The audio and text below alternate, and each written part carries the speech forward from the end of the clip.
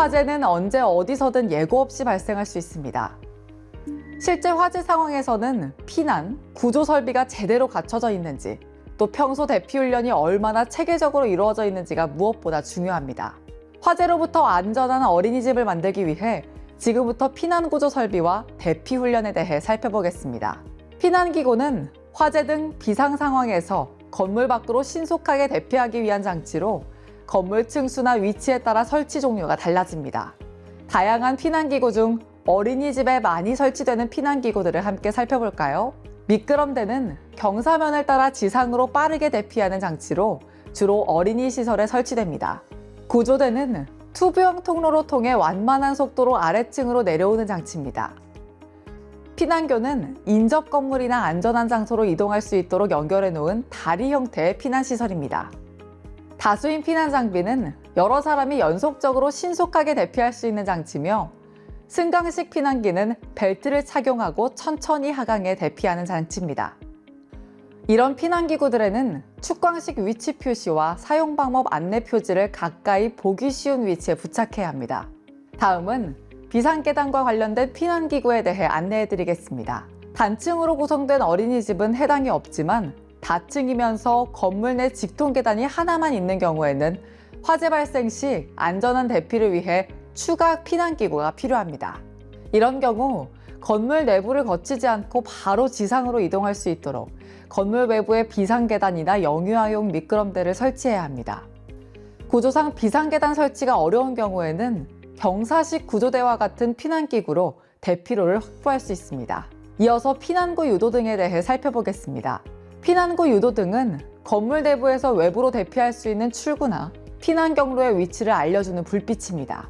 피난 통로를 안내하는 통로 유도등 종류로는 복도 통로 유도등, 거실 통로 유도등, 계단 통로 유도등 등이 있습니다. 설치 높이도 구분이 되어 있습니다. 피난구 유도등과 거실 통로 유도등은 바닥에서 1.5m 이상 높이에, 복도 통로 유도등과 계단 통로 유도등은 바닥에서 1m 이하의 높이에, 이렇게 높이에 유의하여 설치해야 합니다. 그렇다면 비상구는 어떻게 설치하고 관리해야 할까요? 우선 비상구는 평상시에도 항상 열 수 있는 상태로 유지해야 합니다. 잠금 장치가 있더라도 내부에서 쉽게 열 수 있도록 설치되어야 하며, 외부에서 잠가두는 것은 절대 금지입니다. 또한 비상구 주변에는 대피를 방해하는 물건을 쌓아두어서는 안 됩니다. 어린이집은 영유아가 이용하는 시설이므로 비상출구는 바닥에서 1m 이하 높이에 설치해야 합니다. 출구 하단이 바닥에서 50cm 이상 높을 경우에는 디딤판을 설치해 영유아도 안전하게 대피할 수 있도록 해야 합니다. 또한 비상출구까지 이어지는 대피 경로에는 조리실 등 화기시설이 위치하지 않도록 해야 하며, 문은 반드시 대피 방향, 즉 밖으로 열리도록 설치해야 합니다. 어린이집에서 화재가 발생했을 때 신속한 대피로 모든 원생이 안전하게 대피하였다는 뉴스를 알고 계신가요? 모두가 당황할 수 있는 비상 상황에서도 신속하게 대응할 수 있었던 것은 평소 반복적으로 실시한 비상대피 훈련이 얼마나 중요했는지 느끼게 해줍니다. 어린이집은 영유아보육법 시행규칙에 따라 월 1회 이상 비상대피 훈련을 실시해야 하는데요. 계획 수립, 실행, 그리고 평가의 3단계로 운영됩니다. 지금부터 단계별로 함께 살펴보겠습니다. 먼저 훈련을 실시하기에 앞서 화재와 지진 등 상황을 고려한 연간 비상대피 훈련 계획을 수립합니다. 훈련 전에는 아이들에게 비상 상황에서의 행동 요령을 쉽고 친근하게 설명해 주는 것이 필요합니다. 비상벨이 울리면 교사의 안내에 따라 뛰지 않고 밀지 않고 침착하게 질서 있게 대피합니다. 예고되어 있는 훈련 시에도 예고되지 않은 훈련 시에도 안전하게 대피 훈련을 실시합니다. 대피 장소에 도착하면 반별 인원을 신속하게 확인하고 모든 영유아의 안전을 반드시 확인해야 합니다.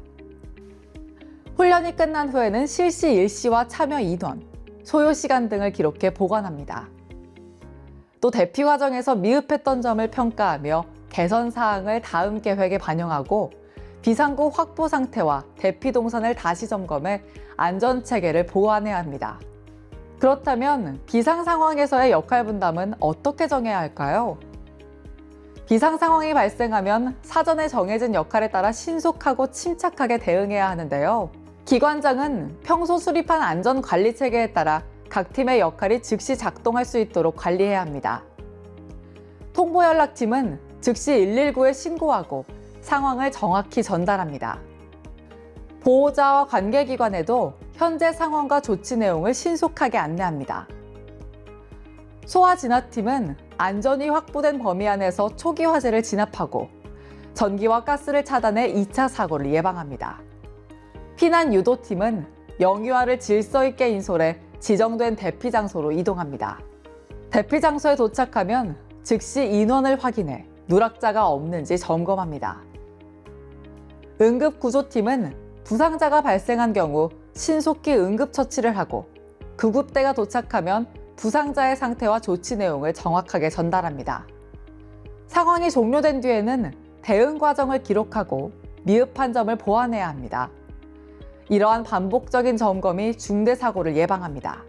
그럼 실제 대피 훈련을 진행하는 상황에서 아이들이 알아야 할 내용들은 어떤 것들이 있을까요? 화재 경보가 울리면 놀라지 말고 선생님의 안내를 잘 따라야 합니다. 연기가 날 때는 손수건이나 옷소매로 코와 입을 막고 몸을 낮춰 이동합니다. 친구를 밀거나 뛰지 않고 한 줄로 천천히 이동합니다. 교사의 안내에 따라 가장 가까운 비상구를 이용해 신속히 대피합니다. 화재 발생을 대비하여 엘리베이터를 사용하지 않고 반드시 계단을 이용해야 합니다. 지정된 대피 장소에 도착하면 반별로 모여 인원을 확인합니다. 모든 아이들의 안전이 확인될 때까지 자리를 벗어나지 않고 기다립니다. 지금까지 살펴본 4편의 핵심 점검 포인트입니다. 피난구조 설비를 항상 사용할 수 있는 상태로 유지하고 정기적인 훈련을 통해 실제 상황에 대비하시기 바랍니다.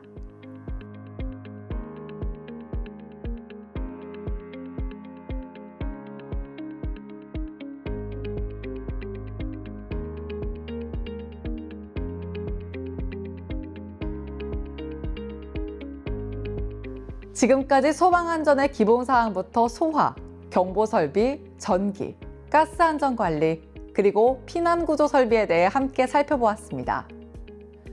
복잡하게만 여겨지던 어린이집 소방안전점검, 차근차근 함께 살펴보니 어렵지 않으시죠?